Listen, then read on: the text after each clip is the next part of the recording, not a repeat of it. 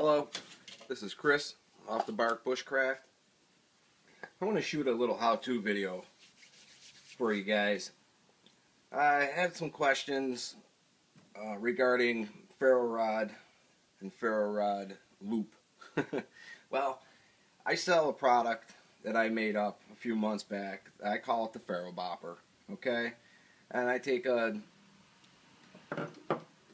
12-inch long, half-inch wide ferro rod, lob it in half, and I adhere a copper cap that is filled with lead about 3/4 of the way onto the ferro rod, and then I peen a pin through it. And this is all epoxied on here, okay? Real strong, okay?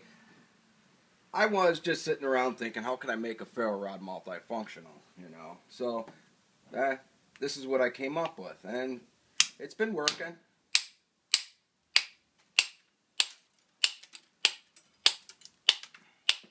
Hope you can hear the chunks flying around, just to demonstrate for you that it does take a beating, okay? I also use it for what it also is good for if you need to make a primitive needle or a fish hook.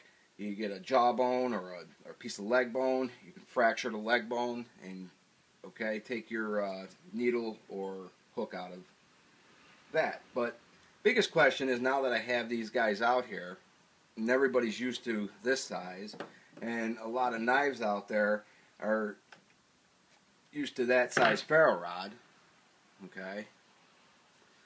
How to get this big guy inside this loop, okay?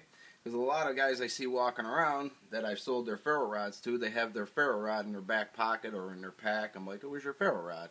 And they're like, oh, it's right here. I'm like, okay, how come it's not on your knife? He goes, well, I can't get it to fit.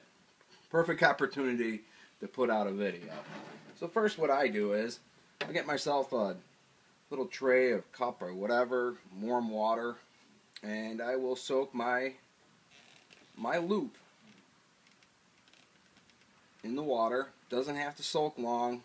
Leather will saturate. The water will saturate the leather really quickly. You know, maybe 15-20 seconds. Knock the water off. It's nice and wet.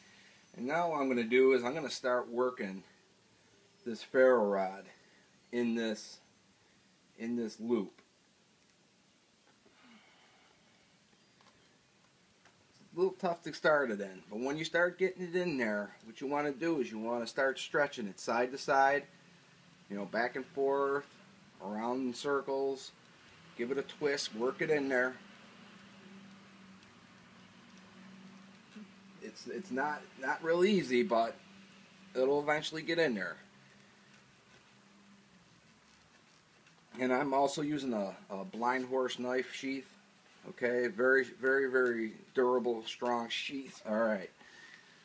So now that we got it in, pull it out, and I go through the other side and I stretch it from this side also.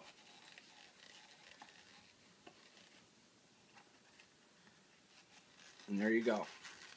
And the more and more you're going to pull this in and out, the more and more it's going to loosen up for you, until it gets to a point where it's really nice and loose, and just throw it in there. That gets me to one of the points of why I flare out the end of my cap, my copper cap here. So it has, the ferro rod has a good stopping point. It stops it right here.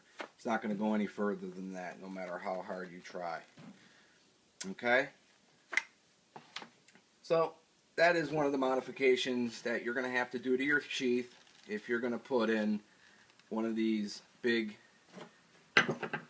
half-inch ferro rods or a ferro bopper. Here's another ferro rod, same thing, same thickness, a little smaller.